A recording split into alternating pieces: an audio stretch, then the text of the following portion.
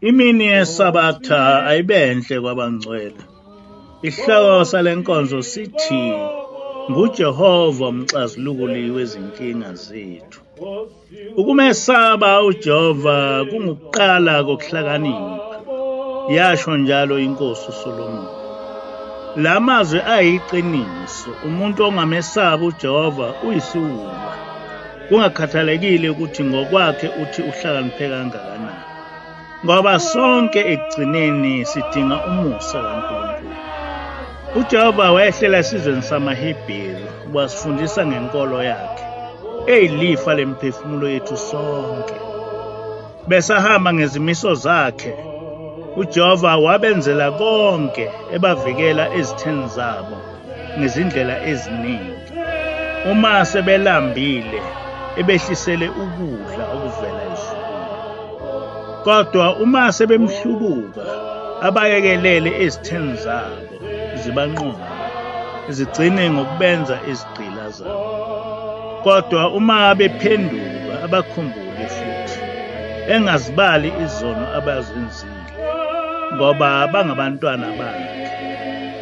Ngokukholwa kweqiniso, oMose babekhuluma noNkulunkulu, babike noma iyiphi inkinga ababhekene nayo. uJehova angenelele abephule. Namhla sesitshelwa ukuthi izimangaliso zikaNkulunkulu zagcina kuYeshua nabapostoli. Yebo kunjalo. Kodwa asizibuza ukuthi kwenziwa yini lokho. Iqiniso ukuthi emva kwaYeshua abezizwe bayiqeda inkolo ehamba ngokwezimiso zikaJehova. Kwase kubusa lenkolo abasakhela yona. Kwa-Israyeli kwakuthi uma uJehova esebashila abantu ngenxa yezono zabo, bese behlangana njengesizwe sikaJehova, bevuma izono zabo, bese uJehova uyabakhumbula. KuNehemiya 9:1-3 kuthi, ngosuku lwama-24 lwaleyo nyanga, abantwana bakwa-Israyeli babuthana, bazila ukudla, benezindwangu zamasaka nothuli phezu kwabo. Inzalo ka-Israyeli yazehlukanisa nabezizwe, yayimi ivuma izono zayo nokona kwawisa. Ngenkathi isizwe sakwa-Israyeli sizila, sikhuleka kuJehova, babethunjiwe. uNkulunkulu ebayekelele ezitheni zabo ngenxa yezono zabo. Kodwa ngoba lesizwe sasiyazi indaba kaNkulunkulu, sahlangana sivuma izono zaso nokona kokhokho baso. Asazi-ke ukuthi njengoba abezizwe basilahlisa inkolo kaJehova, sachithana imithetho yenkolo yakhe, namhla kukhulunywa kanjani uNkulunkulu asizwe. Lapha eMzansi Afrika umprofeti owabuyisa inkolo kaJehova umprofeti Shembe, ukuthula kube kuye. NguShembe owafundisa amaNazaretha ukuthi asinayo enye inkolo ngaphandle kwale eyafika noJehova ngenceku yakhe uMose. Uthi umprofeti Shembe ngo-1931, umprofeti uhlala emkhathini, alindele isizwe esoningi, bese uJehova amthumela kuso. Uthi-ke uShembe, nginguye lo mprofeti, sengokwesihlanu uJehova engithuma emhlabeni ezizweni ezahlukene. Into okumele siyiqonde ukuthi umprofeti wathunywa esizweni sakwaZulu ngoba soningi uJehova. Akakufihlanga futhi uShembe lokho. Emthandazweni weSabatha wabhala lamazwi, ningabi njengoba babeni odingana nosenza ngakhona. Obaba bethu abazenza lukhuni izinhliziyo zabo. uJehova wazi wabajezisa kanje, namhla sesithwele izono zabo. Kuwo futhi umthandazo weSabatha uShembe uqhuba uthi, uJehova ayikhumbule indlu kadingana nosenza ngakhona, echithekileyo, ayibuthe ekuchithekeni kwayo. Makenze njalo owenza izulu nomhlaba phakade. uNkulunkulu Nkosi yethu kwamukele ukuthandaza kwethu, kungabi ngokusho kwethu kube ngokusho kwakho. NjengamaNazaretha sifundiswe ukuthi sicele kuJehova intethelelo yesizwe sethu. Ngaso sonke isikhathi uShembe lesizwe wayehlala esicelela intethelelo kuJehova. uShembe akasiye umprofeti wokuqala ukuthunywa nguNkulunkulu esizweni esoningi. uNkulunkulu wathuma uJona ukuba aye eNiniva eyoshumayeza isizwe nenkosi yaso esasonile kuJehova. KuJona 3 verse 5 to 9 kuthi abantu baseNinive bakholwa kuNkulunkulu, bamemezela ukuzila ukudla, bembatha izindwangu zamasaka kusukela kwabakhulu babo kuze kufike kwabancane. Kepha izwi lafinyelela enkosini yaseNinive, yasuka ehlalweni sayo sobukhosi, yakhumula ingubo yayo, yazimboza ngendwangu yamasaka, yahlala phansi emlotheni. Yamemeza yasho eNiniva ngomthetho wenkosi nabakhulu bayo yathi, makungabibikho muntu onambitha utho, bangadli bangaphuzi manzi, kepha bazimboze ngendwangu yamasaka, ukhalwe kuNkulunkulu ngamandla. Yebo, kubuyiswe yilowo nalowo endleleni yakhe embi nasebudloveni obusezandleni zakhe.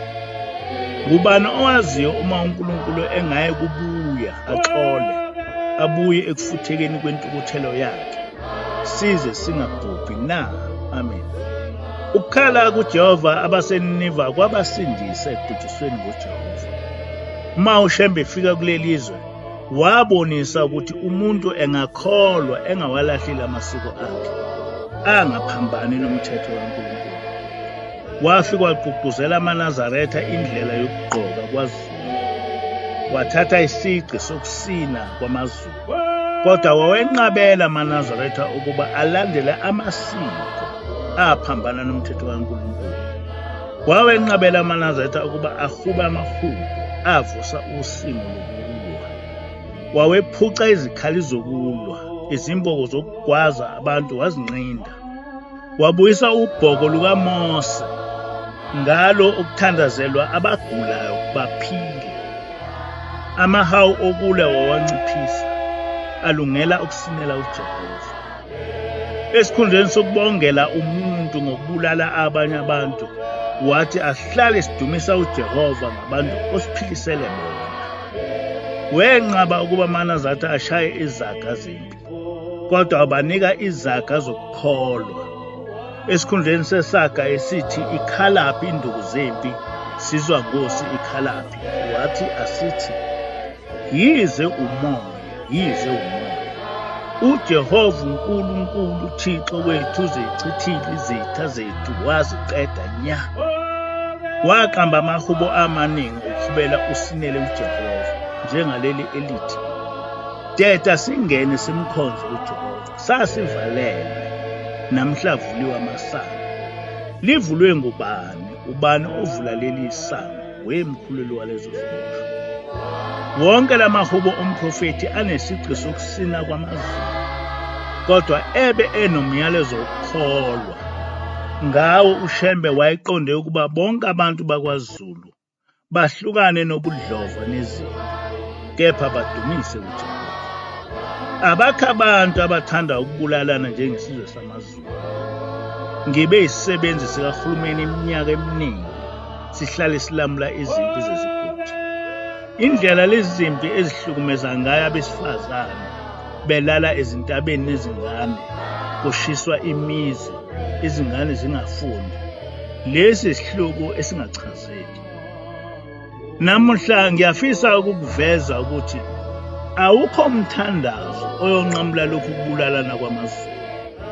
Akukho umthetho, kwaphoyisa, kwankosi, kwamfundisi ongakhuza kunqamuke lobu budlova obutholakala kulesi sizwe esiqedana ngemikhonto nezibalo. Okuyiqiniso ukuthi laba bantu ababodwa banamaqhuba abangawazi ukuthi avelaphi. Abanye bathi ukubulalana kwamaZulu kulosiko mpilo lwabo, kodwa akunjalo.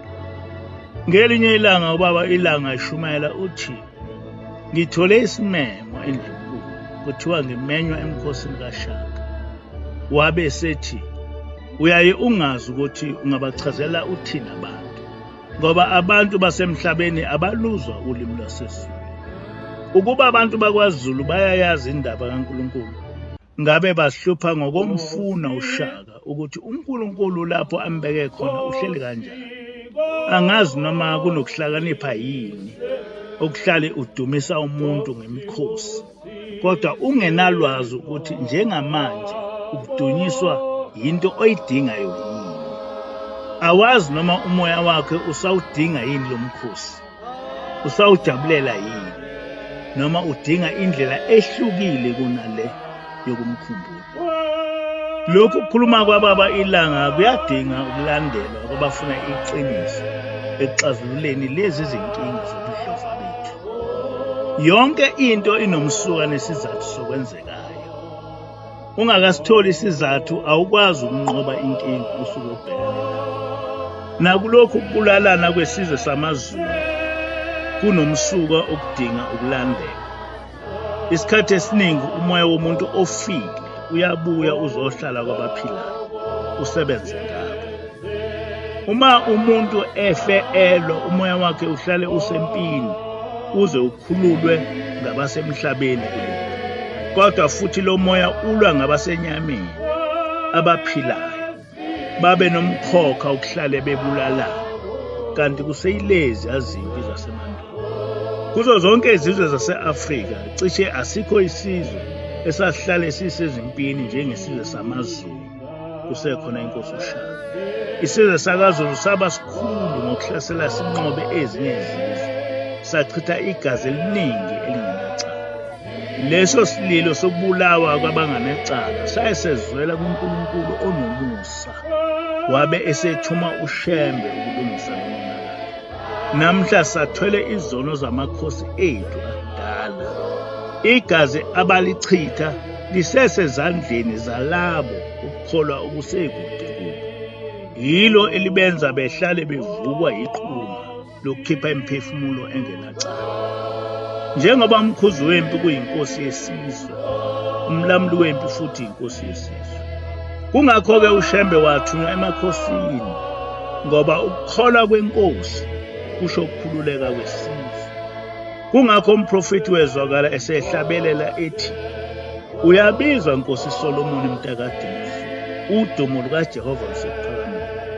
Noma kwaZulu emaningi amakhosi angamaNazaretha nakuqondayo engikushoyo, kodwa akusonke alemukelayo leli vangeli. Isizwe esinenkosi esaba uJehova njengenkosi uDavide sisuke sinenhlanhla. Le nkinga idinga isixazululo ngokulandela inqubo yokukholwa equkethwe iBhayibheli, ngoba singamakholwa.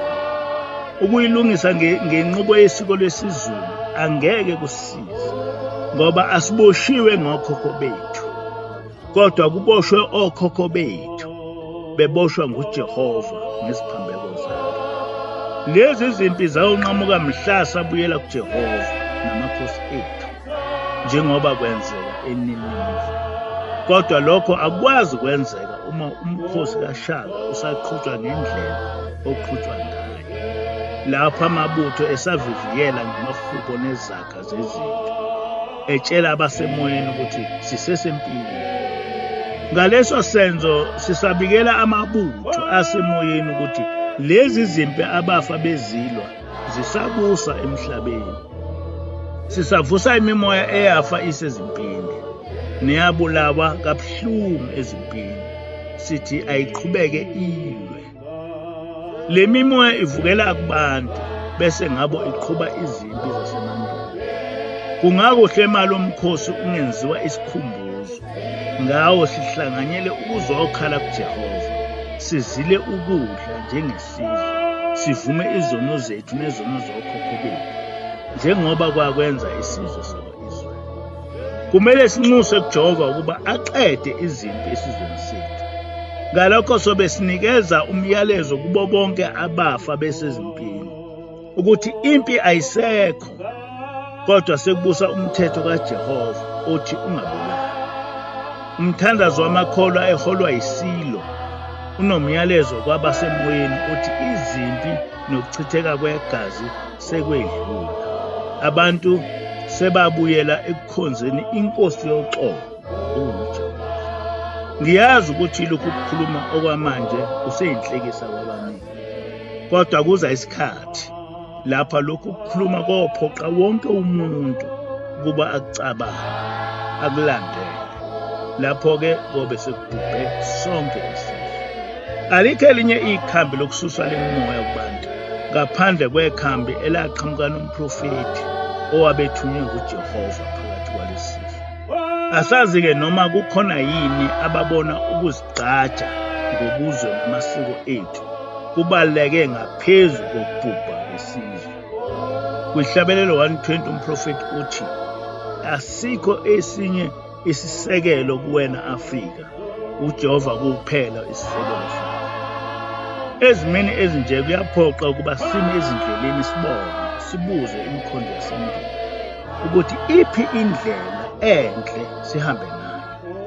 Kodwa abanye bathi ngeke sihambe nayo. Inkosi kusikhulula. Le ntshumayelo iyatholakala ku-Facebook no-YouTube uDinga Impanza Institute.